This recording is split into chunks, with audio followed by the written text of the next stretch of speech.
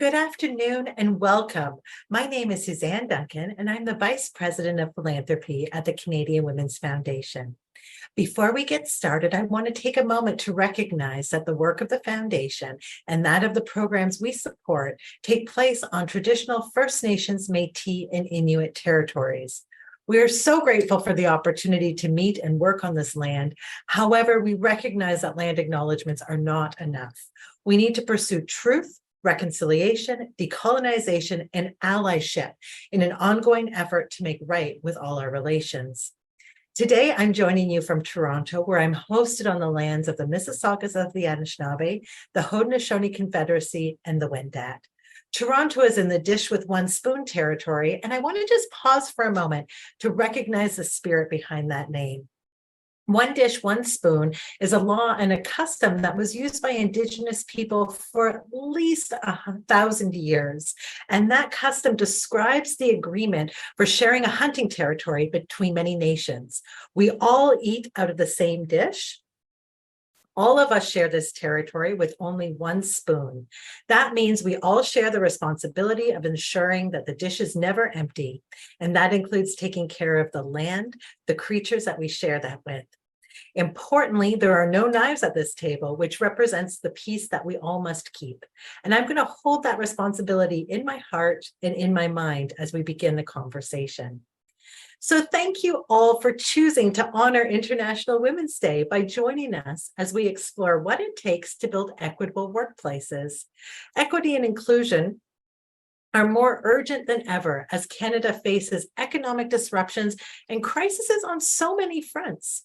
The silver lining of these challenges is that now there are so many opportunities to refine and rethink the way that we support our employees and build workplaces that lead to higher engagement, higher retention, and higher productivity. Over the next hour, we're going to hear from Minister François-Philippe Champagne on the economic value of inclusivity. We're going to speak with Ratna Stevens, the CEO of Nature's Path, about her own path to leadership. This will be followed by a panel discussion with AJ Fernandez Rivera, who's a managing director at Accenture, and Regine Roberge, who is the vice president of Optimum Mortgage at Canadian Western Bank. They're going to talk about what each of us can do to move equity forward today and every day. First, though, it's my absolute pleasure to introduce to you Paulette Senior, the president and CEO of the Canadian Women's Foundation, and someone I look forward to seeing every day. Paulette has devoted her career to empowering women and girls to overcome barriers and reach their full potential. Paulette joined the foundation in 2016 after 10 years as a CEO of YWCA Canada. Her work with the foundation is guided by a vision of inclusive national movements towards gender equity, movements that will strengthen all people in Canada. Over to you, Paulette.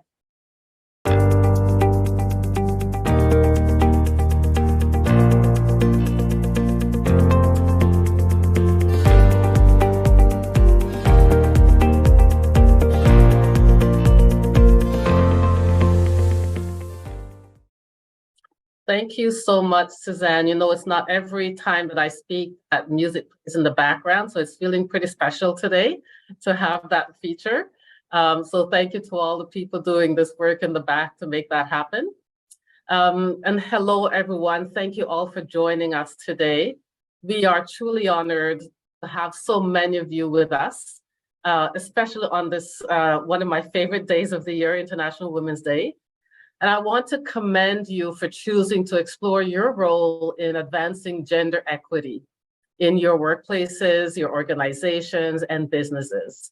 It's change makers like you who will lead the way to boosting the diversity, empowerment, and dignity each and every one of us needs to thrive. And you can help lead the way to a stronger, more equal economic future for Canada. That particular vision hinges on intentional choices that we all make as managers, as employees, human resource professionals, policymakers, and leaders.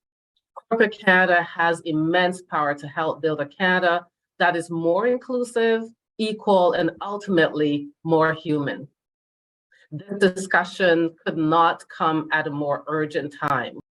The job losses, career interruptions, and economic instability so intensely felt by women and gender diverse people, especially Indigenous and racialized women, Black women, newcomer women, single moms, and women with disabilities, will have lasting reverberations.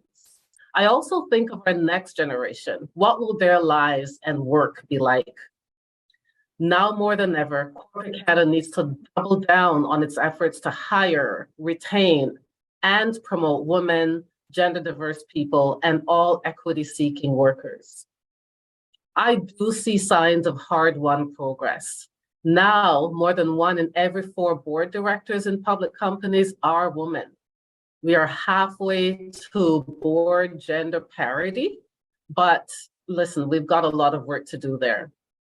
Data on board and leadership representation also shows huge gaps for Indigenous women, racialized women, and women with disabilities. At the Canadian Women's Foundation, we're cognizant of the reality that there are more gains to be had.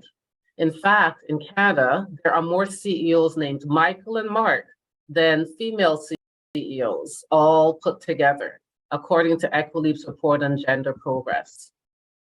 So some people think that progress is inevitable.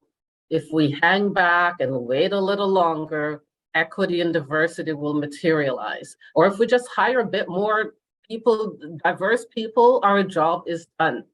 But there's a clear line between weak representation at decision-making tables and glacial progress on equality. We don't need tweaks. We need systemic change. Without a new mindset, new plans and priorities and investments, a new vision for transformational leadership, we will too easily replicate inequities. We need to all play a part to eliminate the barriers, gender pay gaps, childcare and elder care, sometimes all at the same time, unlivable wages, and high risk of harassment and violence in the workplace and beyond. The Canadian Women's Foundation's economic development programs designed to empower those living on low incomes with employment and entrepreneurial support, job skills, and opened doors in the fields that women don't get many opportunities in, is one piece of the puzzle for change. Our generous donors and corporate partners are fueling these programs in every region of the country, and we are truly grateful. What more can corporations and businesses do? We're going to explore that today. But there are a few key principles I ask that you keep in mind. Promote inclusive leadership and include women and equity-seeking people in your decision-making. Avoid one-size-fits-all strategies and embrace a workplace culture with flexibility to accommodate diverse needs. And lastly, but not least, resource, evaluate, and measure inclusion progress, and be transparent about it. Report it so that folks know what's happening. You may have heard about the spike in gender-based violence in Canada, including sexual violence and intimate partner abuse. Since abuse survivors tend to turn to trusted friends and coworkers for help, we all need the competence to respond well. But in Canada, only 1 in 5 of us are very confident we know how to support women who has experienced abuse. Our signal for help is an incredible educational tool. It's simple, yet incredible, and learning campaign that shifts cultures of stigma and silence about abuse and culture and cultures of support. So moving from the stigma and silence to cultures of support. Workplaces have legislative and best practices, responsibilities to safeguard their employees and from gender-based abuse. You can, in fact, be proactive. So I encourage you to go to the Signal for Help or signalresponder.ca for more information, and we'll send you more details of how we can partner on this effort after this event. So, as we look to a future of great uncertainty and promise alike, I leave you with the words of Rosemary Brown, one of our founding mothers of the Canadian Women's Foundation, and the first Black woman elected to a provincial legislature in Canada. She said, "Until all of us have made it, none of us have made it." Her words remind us that personal well-being and thriving is not just about pursuing our own success. We'll get nowhere if that's our mentality this International Women's Day. We have to poise ourselves to break barriers for all. Sometimes that means breaking with old trends and transforming the way we do life and work. And it always means lifting underheard voices. So lifting the voices that need to be lifted in this conversation. So I challenge all of us to embrace that spirit together. And although the last few years have been worsened, or have seen worsened inequalities, our shared experience has shown us how interdependent, connected, and human we all are. We would be wise to hold on tightly to that sense of humanity and channel it into our work so that we can all indeed make it. Thanks, Suzanne. Over to you. Thank you so much, Paulette. And thank you for reminding us that without efforts, we're not going to be able to reach our gender equity goals. You're so right to say that we can't just pursue our own personal success. We have to break barriers for all. So thank you for that really important advice. I want to take a moment right now to say thank you to our wonderful event sponsors, Bosch Rexroth, Palette Valo LLP, and Altus Group. All three of these supporters have been supporting this event since its launch in 2020. We really appreciate your generosity and also the understanding you have of the importance of having conversations like this one today. Before we move on to the rest of our discussion, Minister Champagne has prepared a short video message that we'd like to share.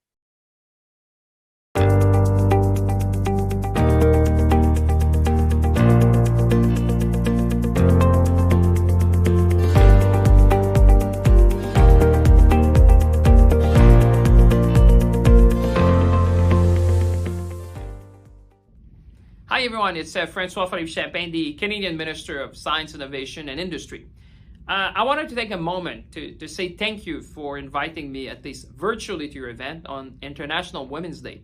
As you know, we all need to do our part to promote women in key leadership roles. That's what we've done, among others, with our 50-30 challenge, making sure that there be more women at the table in key leadership positions. Alors, comme vous savez, aujourd'hui, c'est une journée spéciale, on célèbre les femmes. On a tous, je pense, un rôle à jouer pour faire la promotion des femmes au sein des positions de leadership. Nous, on l'a fait avec le défi 50-30 et je pense qu'on constate tous aujourd'hui que ça prend plus de diversité, plus d'inclusion. Alors, j'en profite pour vous souhaiter une joyeuse Journée internationale des femmes. Happy International Women's Day. I wish you a very good day. And now it's my pleasure to introduce you to Ratna Stevens, the CEO of Nature's Path Foods, who will be talking with Paulette about how to lead with equity. Ratna co-founded Nature's Path Foods in 1985, and it's grown to become North America's largest independent certified organic breakfast and snack food company. As a role model for women in business, Ratna was named one of Canada's 100 most powerful women by the Women's Executive Network.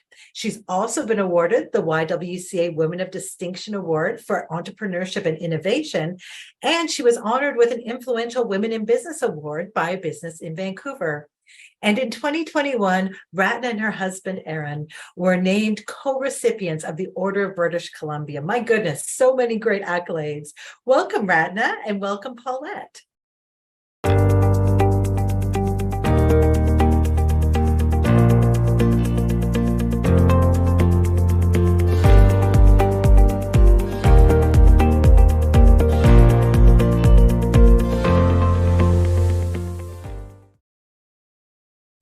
Thank you again, Suzanne, and I want to add my welcome to you, Ratna. It's an incredible opportunity to be in this conversation with you today, and I've been looking forward to it. We met, we had an initial conversation, and you actually kind of moved me and inspired me quite a bit, and so I can't wait for this conversation to happen today. And so I want to begin our conversation by talking about your leadership today, and to just get a sense of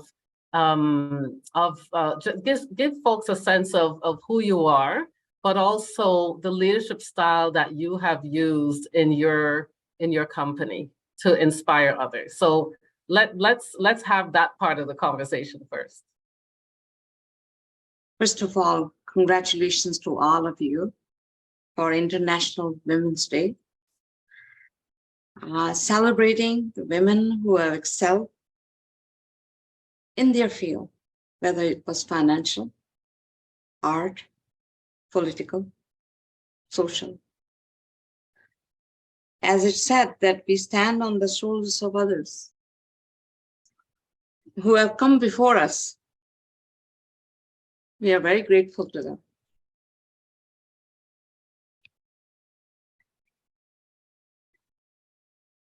I was born in pre-partition India. In 1947, I was an infant. India was divided in two countries, India and Pakistan. Overnight, my parents became refugees and they left Pakistan and settled in India. I was brought up by my grandmother. I'm sure you have heard that a few days ago. Mm-hmm. She was strong. She told me how to believe in yourself. And I'm very grateful for her mentorship. There was not much money, but there was plenty of love. And love is nourishing. By scholarship, bursaries, and working, which was unheard of at that time. Young women working? No. I finished my degree in English literature. I wanted to become PhD student. Financially, I couldn't do so. So I became a lecturer in girls' college. In 1969, I met and married a wonderful man, Aaron. And we came to British Columbia, Vancouver, and started our lives together. There are many other businesses we work together. And sometimes worked in unison, other times we had our own areas. But in 1985, we started a company together, which is Nature's Path. I gave him some money.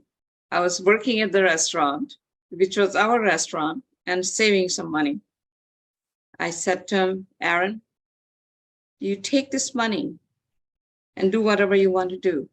One condition, you are not going to ask me to help you out. It went on for 5 years, almost 5 years. No, let's say about 4 years, because we registered in 1985. In early 1992, he came to me. He said, Ratna, please help me out. I need your help. So I joined Nature's Path, and the rest is history. And it would seem so, Ratna, because you've certainly, over the years, ran a very successful business. And so I want to go back to something you said earlier, which is the role of your grandmother and maybe other powerful female role models that you've had in your life. Could you talk about how they affected your leadership style and for you to be the leader and the success that you are today? As you know, no person is an island. We are the result of many efforts, many hands, many minds. Prominently in my life, my grandmother had a great influence. She became a widow at the age of 17, 18. Wow. She never married again. Her third child was born 5 months after the death of her husband, of his father. She was very strong. When she left her village, her relatives took her land, her house, but she didn't care. She started sewing, and she brought up her kids, 3 boys. She always told me, believe in yourself. You are going to be fine. You are my daughter. You are a lioness. And I still remember, she has passed away about 28 years ago. I still remember. Mm-hmm. So she was a great influence in my life. My teacher, my principal, I do not know what they saw in me. They must have seen some spark that needs to be ignited. They told me, no, you cannot sit in the back of the class. You need to sit in the front of the class. Or you need any money to help you out. And being so self-proud, I said, no. But they were instrumental in my upbringing. I read many stories. Right now, I'm trying to read the second book of Michelle Obama. I'm having a little bit hard time. The first one, I was so engrossed in it, I had to finish it in 2 days. I read about Maya Angelou. What a beautiful woman. Mm-hmm. A One of poet. my favorite, actually. A poet, a writer, memoirist, an activist. You know what she said about people? She said, I have learned that people will forget what you said. People will forget what you did. But people will never forget how you made them feel. That stuck in my mind. People will never forget how you made them feel. And that's where my grandmother, Maya, they all come in, how to treat people with care and empathy. So I'm curious about how these powerful women certainly influenced you. It's clear, and thank you for raising the name of these powerful women, including your grandmother, because the role that they played in your success is evident, and you seem to be carrying that spirit with you today. So, you know, I know that as someone myself who leads an organization, that it's really important that we are constantly aware that role modeling is one of the things that we do, even when we don't think about it, even when it's not intentional, because others are watching. And you know, you have been a walking success in partnering with your husband all these years. And so I'm curious about the kind of role modeling and inspiration that guides your leadership. You talked about the importance of caring and sympathy and empathy with others. Those are important qualities. But we know that the leadership that you provide matters significantly. So what's the most powerful thing that you've learned in terms of leaders in workplaces that you think can support to have work environments that are more harmonious, more equitable, more supportive of people from different backgrounds? Could you talk a little bit about that? I tell you the background that I came from, and that has been instilled in me. I'm a mother of 3 daughters, a sister of five daughters of my mother. It is written in Sanskrit. Yatra naryastu pujyate ramate tatra devta.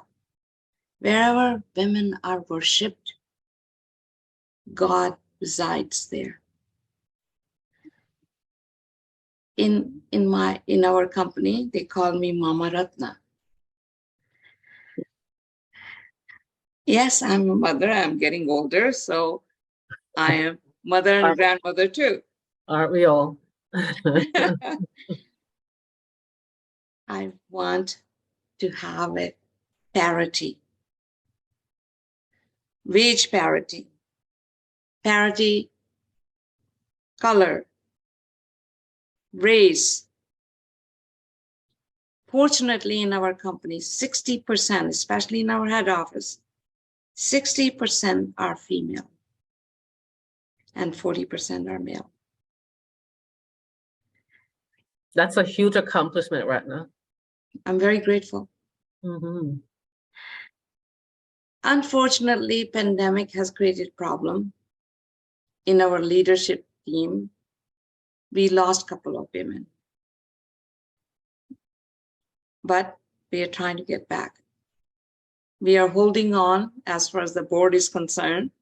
We have 2 men. We are looking for 2 women, 1 woman and 1 gender neutral. But we are having a hard time. But we will overcome. We are looking for many, not many, you are looking for very capable young or old or middle-aged women to help us and help the second generation. Because I'm not going to be there forever, maybe a few months. Then it's time for me to give that responsibility, pass on to the caring and loving hand of second generation and management. So we are looking we looked and looked for VP of operation, had hard time. Our daughter, Jyoti, she's very conscientious. She's VP for strategy. She used to be VP of HR, and now she's the VP of strategy and culture. It's hard these days. Very, very hard. It used to be not that hard. You had so many candidates, but we are holding on, even in finance. Somehow in Western Canada, we don't have many candidates. I do not know why. Maybe you are too fussy. Maybe the women have decided, I'm going to give my time to my family and my children. So we are facing that very much.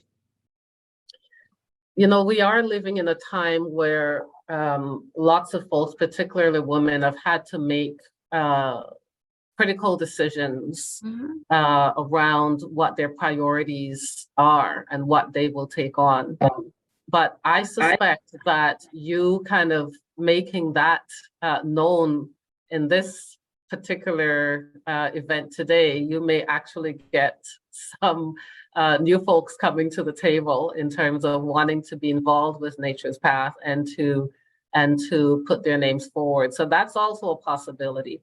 But I do admire the commitment that you are demonstrating by really insisting on holding spots to make sure that you continue to have gender parity, particularly on the board and in senior roles. And that's really part of the message that we're bringing forward today in terms of International Women's Day, is that the gaps that exist in terms of women in leadership roles, but also in terms of pay gaps and other gaps, that this is really what we are working to achieve. And it's great to know that leaders like you are holding the ground in terms of insisting on that happens. And it sounds as if your daughter is that kind of woman to also do the same. So it's amazing. I'm just wondering if there are any sort of last words that you'd want to leave folks with before we call our conversation to a conclusion. some messages of inspiration on this important day that you'd want to leave us with.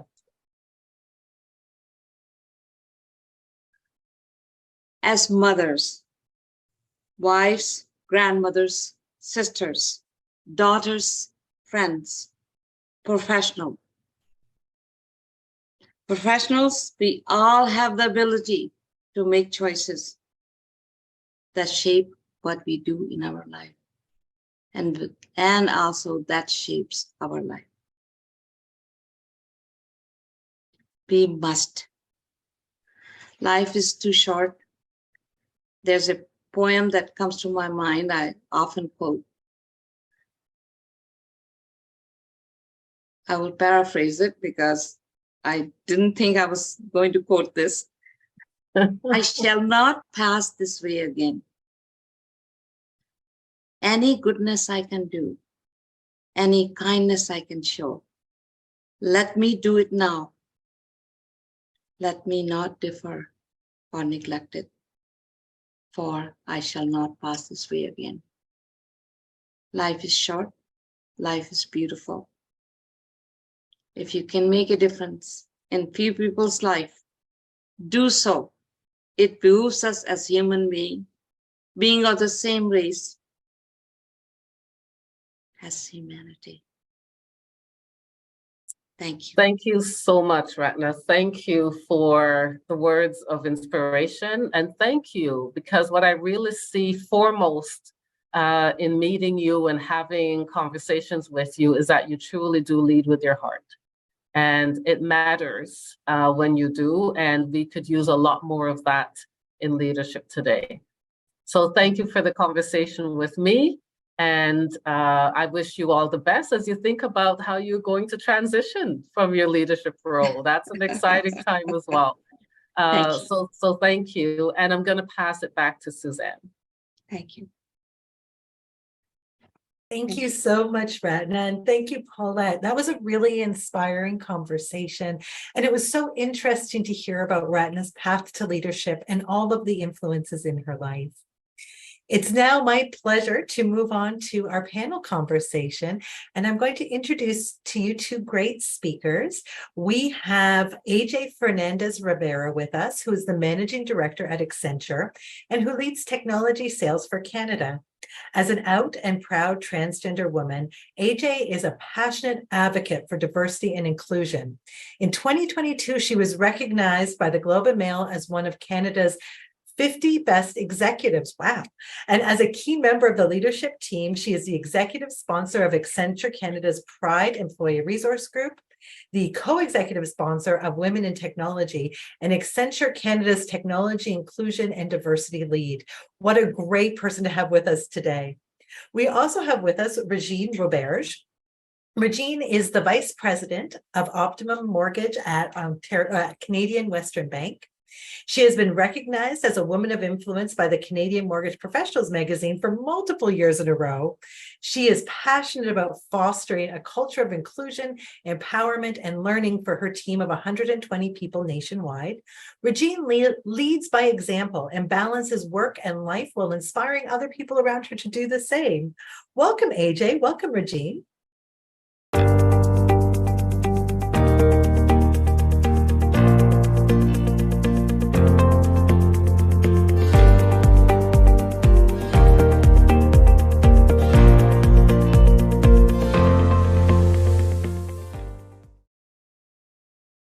So AJ, Regine, hello, happy International Women's Day.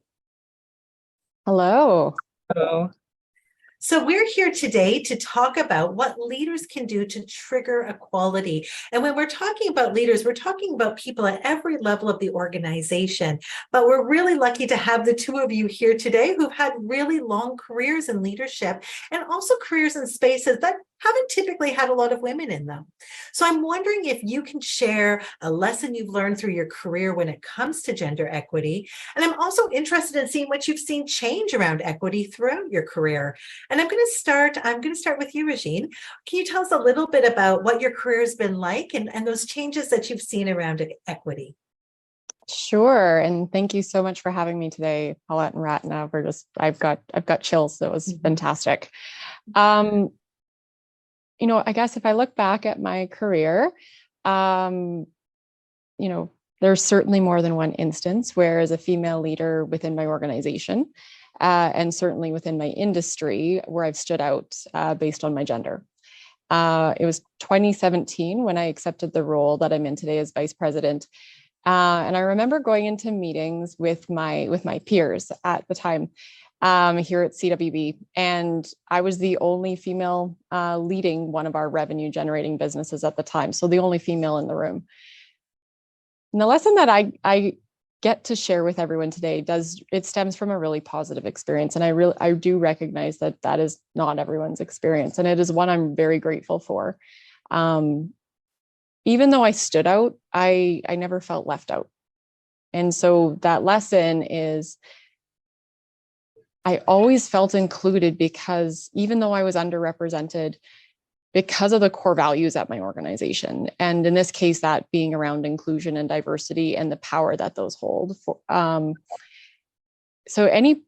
believe that any progress that you want to see needs to truly start with those core values. It needs to be a part of your DNA, and you have to live those values every single day.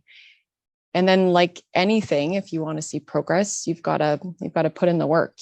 You can't just have great intentions. You have to be intentional. You have to have a plan, and you need to embed that plan into your practices and programs and objectives across your organization. I've gotten to work for an organization that has done this and been just completely committed and dedicated to do it at so many levels. And I'm really proud in the progress I've seen as a female leader, so that when I walk into rooms now with my peers, the representation I see has tremendous improvement. And I can also say that across the mortgage industry, it's not as progressive as I've seen within my own organization, but it is getting there. And so I think that's where I can see the difference of truly having a plan, being intentional, and working that plan. That's great, Regine. And such a good reminder about fit and about finding the place that's going to really help you in your career and help with inclusion, but an also really strong reminder that the more that an organization can do that, the better the type of candidate they're going to attract and be able to retain. So thank you for sharing that, Regine. AJ, I'm wondering about you. What have you seen through your career? What has changed? What stayed the same? What sorts of things are you learning about? Yeah, I think I will second what Regine said. We had a similar experience wherein you feel like you are the only person in the room. I worked in technology. I started in 1997, so it's been 25 years. And the landscape is very different. It's a very male-dominated career industry. And as you mentioned in my introduction, Suzanne, how much more if I double click as a transgender woman. So the challenge has always been representation. And I think it was Paulette that mentioned that, we are representation of someone when especially on leadership roles. And I'd say because of the limited representation, I didn't have a role model. And there's not a lot of also women that was starting as software programmers like me. So the experience, I would say, not as a company, but as an industry is, I'd say, positive and negative. Inconsistent is probably the better word to say that. Inconsistent in terms of the recognition of your work, inconsistent in terms of the assignments and the jobs that you're receiving. And so the first lesson that I learned from that environment is, in technology, it is important to actually get your skills up to date. Get as many certifications as you can. I always tell people that start in the technology space is you actually end up studying more than when you were in university, because it's the nature of the industry. It changes a lot, and you have to go with the flow, I would say. So that was the first, and I always tell people, even in the company, focus on your work. Let your work speak for itself, because quality output is genderless.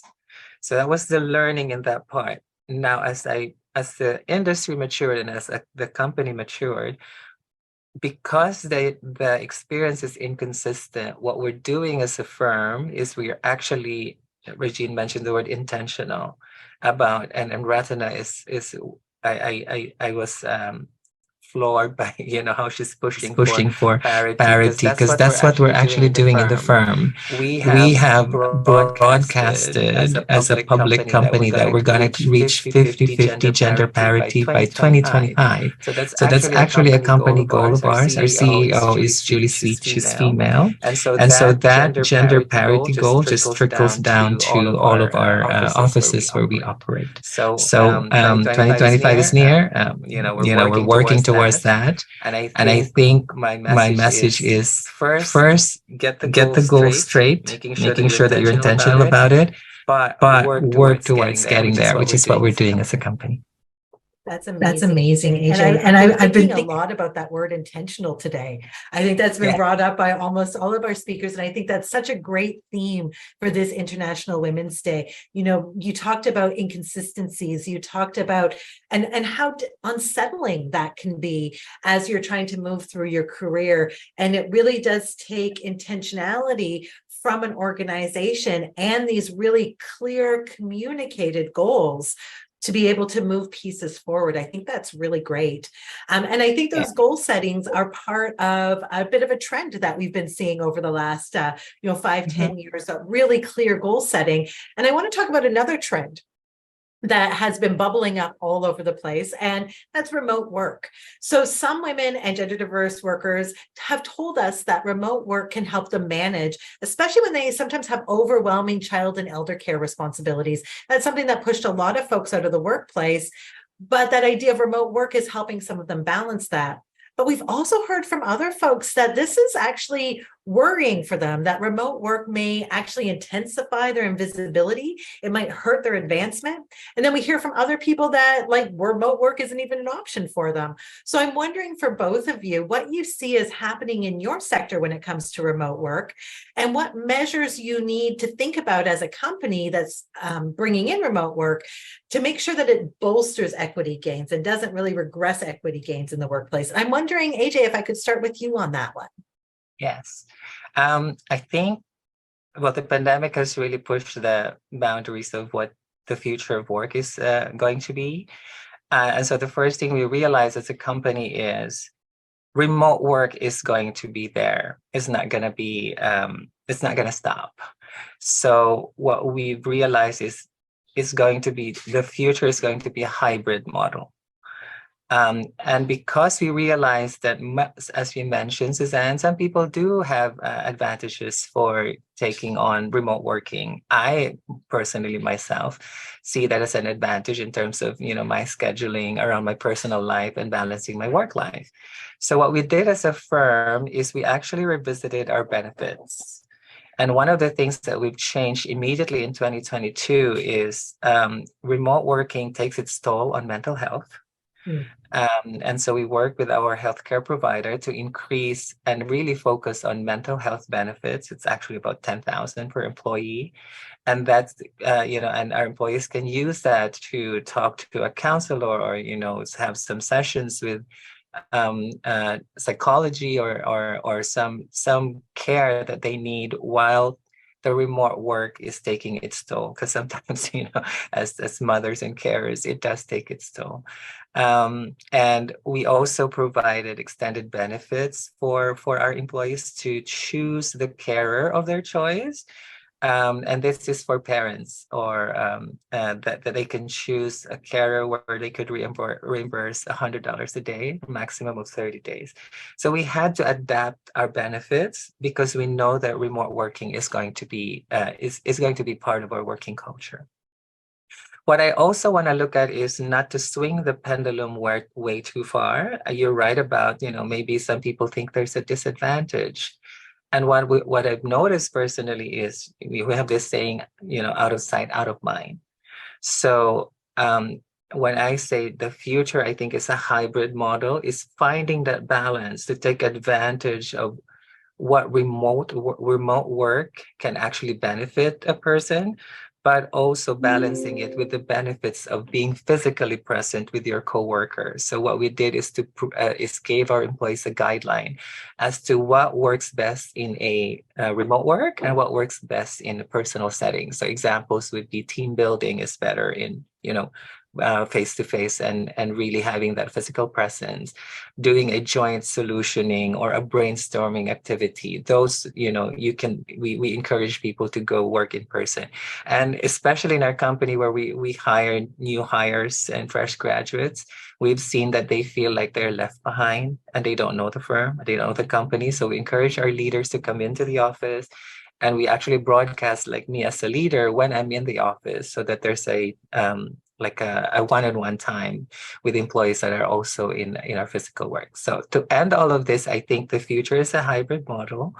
Companies should look at how to change benefits to accommodate that change, that future. But you as an employee, you should be responsible to find a balance, strike a balance between what's remote benefits you for remote working and what is needed when you have to go physical work environment. Thank you, AJ. I like that idea that there's no one size fits all model, and that it does require some delicate balancing here. Regina, I'm wondering if you could speak about remote work, because I know that that's an option that's available for some in your organization, but maybe not for others.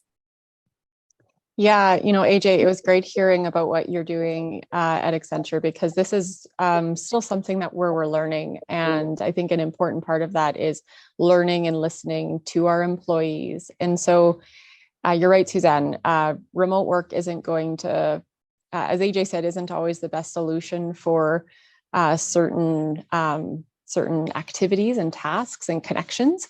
But it's also not the best option for certain roles that need to be meeting face-to-face with clients, as we do quite often at CWB and as in providing service to our clients.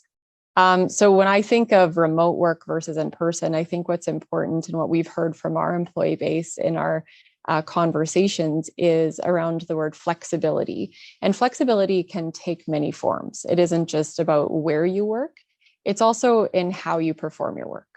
And as I mentioned, like this is something we're always learning and always trying to adapt and making sure that we can provide workplace practices that ensure that people feel like they have choices around those flexible work options that best support their individual needs. I think one of the learnings that I think is really important that we need to carry forward, that we learned during the pandemic when all of us were forced to be remote, is that the pandemic kind of leveled the playing field in terms of caregivers, whether that be childcare or elder care. Personally, my maternity leave for my son almost ran right into the pandemic. So I was returning to the workplace as a new mom, right as the pandemic began, and we were forced to work from home. So I had all these fears around, how to that inclusion I discussed earlier, of always feeling included, and but like, would I still feel that way now that I might not be able to participate at certain dinners or certain networking events the same way I was, because I now held these responsibilities? And those fears of mine went away immediately, because everyone showed up in the same way. It was accessible for everybody to participate and be involved in the decisions and the discussions and the idea generation because we were all in the same meetings. Now, it didn't come without its challenges, having, a 1-year-old and managing that with work from home, recognizing those challenges that caregivers still held during the pandemic and still hold today. But that lesson that I think at an organizational level that we need to take away is we need to ensure that as we come back to a hybrid model, flexibility in what makes sense to do in person and what makes sense to allow flexibility in working remotely, is that we make sure that the decisions, the discussions, and the perspectives can be that those who are caregivers, that it's planned so they can participate fully as well. So it might mean if there are times when it is about, moving off site, as, corporate retreats or corporate events might happen, you give plenty of notice for your team members so that they can be very planned in those responsibilities that they have at home. Or it's about making sure that agendas and meetings and decisions happen during the day so that people can still be there for those responsibilities at home as they need to be. And I think that's really important that we continue to do, and not just sort of fall on those old habits that might have been there for organizations previous to the pandemic. Very smart. And I think that theme of not falling back to old habits has also been coming up a little bit today. And making those choices that create new workplaces, that create new ways of being, that takes leadership, and that takes leadership at all levels. So I'm wondering if you could each talk about what someone can do at any level of an organization to enhance equity and inclusion in their own workplaces. Maybe Regine, let's start with you on that. I'm going to go back to what I'd said earlier. And as you recognized, it might be a theme from today. It's being intentional, right? Having a plan and being accountable to it. I like to believe the best in people, and that we all do come with the best intentions. But I think you need to also think about, okay, what does this mean for my hiring practices? What does this mean for my the development practices? What does it mean for building in opportunities for community and mentorship and sponsorship for individuals, so that we can continue, so that everything that we're doing for growing and creating more gender diversity and is with intention. That's great, Regine. What about you, AJ? What can people do at different levels of an organization to really enhance equity and inclusion? Yeah, I think the word that comes to mind, especially for leaders in organization, is walk the talk. As you mentioned, Suzanne, it's now normal in all organizations to actually proclaim and say we have a gender parity goal, right? Let's not end it as just mere words, but really create intentional, deliberate actions to get to that goal. So what are the things that you can do as a leader to walk the talk? Start with a simple one. Be a sponsor, or be an advocate for your ERG.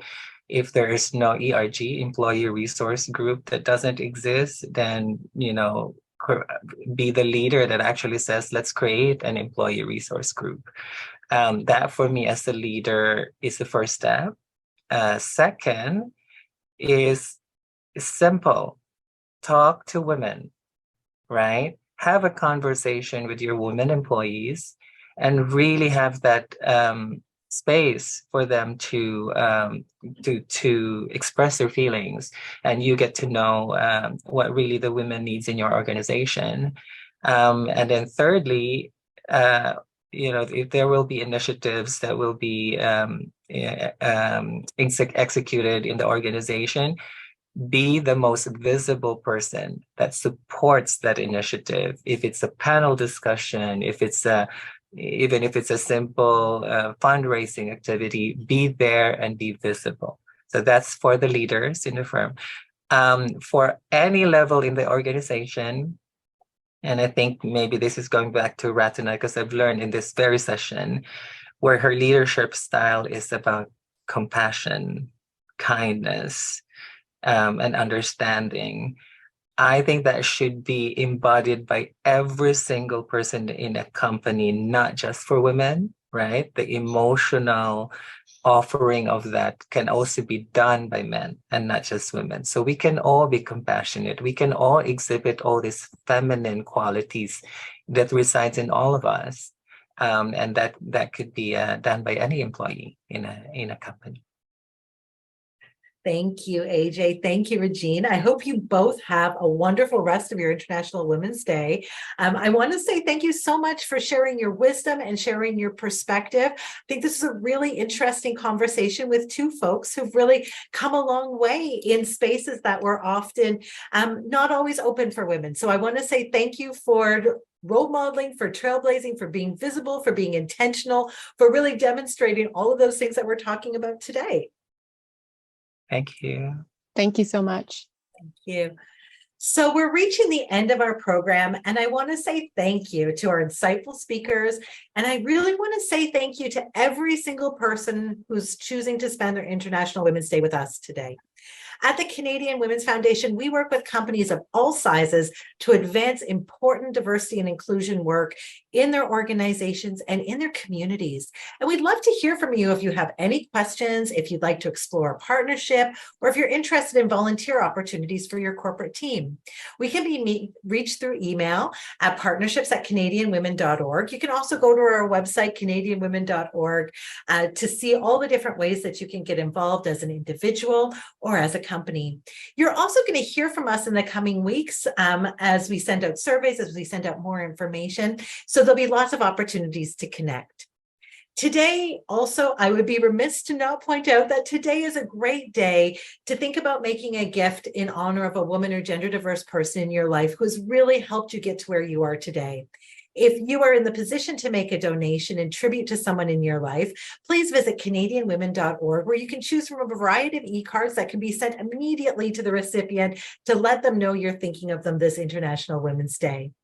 In the next day or so, you're going to be getting a survey from us about the event, and we really want you to tell us how we did. Your voice really matters here. We're a learning organization, and we use your feedback to set the agenda for next year's International Women's Day event.